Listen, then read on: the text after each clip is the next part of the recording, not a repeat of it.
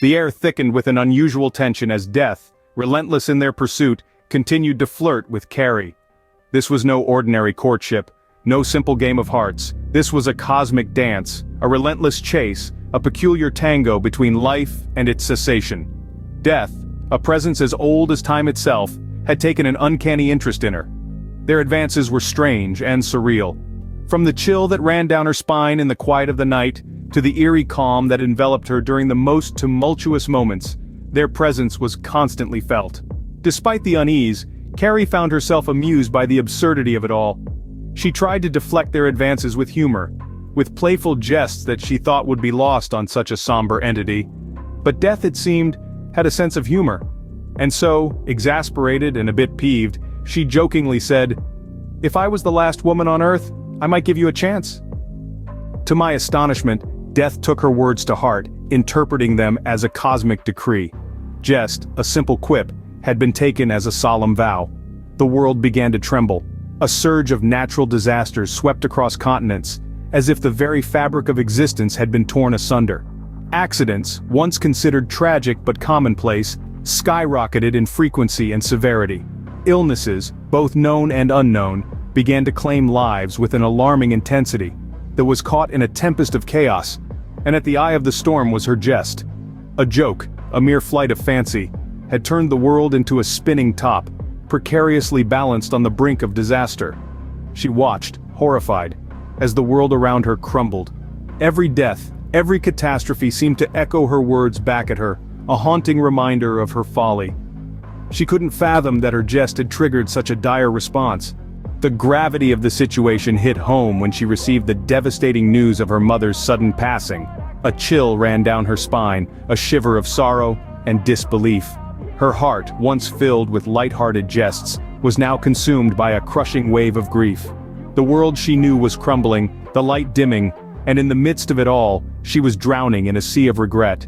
It was a cruel twist of fate, a harsh reality that her words, spoken in jest, had triggered a cascade of events that were beyond her control. The playful banter with Death had taken a disastrous turn, and the world was paying the price. The laughter had died, replaced by the silence of loss, and the echo of her thoughtless words. Guilt was overwhelming, gnawing at her conscience with every tick of the clock. Was a relentless reminder of the power of words and the unforeseen consequences they could unleash. Her heart ached with the weight of it all, the reality of her jest, hitting harder with each passing moment.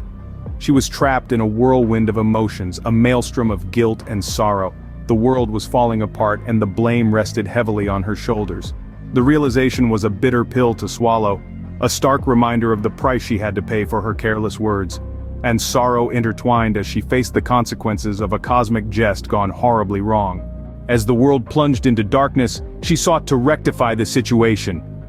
A sense of urgency surged through her as she navigated the murky waters of guilt and fear. She had to set things right. She had to plead with Death, to make them understand the gravity of their actions. With each passing moment she could feel the world spiraling into chaos, a colossal disaster born out of a jest. It was a cruel irony that her tongue-in-cheek remark had set the world on this path. She had become an unwilling puppeteer, her words pulling the strings that manipulated life and death. She sought out Death, her heart pounding in her chest. Her voice, once laced with humor, was now filled with desperation. She implored them to cease their relentless pursuit, to halt the catastrophic chain of events that had been set in motion. But could Death, a cosmic force beyond mortal comprehension, truly understand the plea of a mere mortal? The solitude of her grief, she found herself grappling with existential questions. Questions about the nature of existence, about the delicate balance between life and death, about the impact of our words and actions. She had always considered herself a mere speck in the grand scheme of things, but now she was forced to confront the reality of her influence.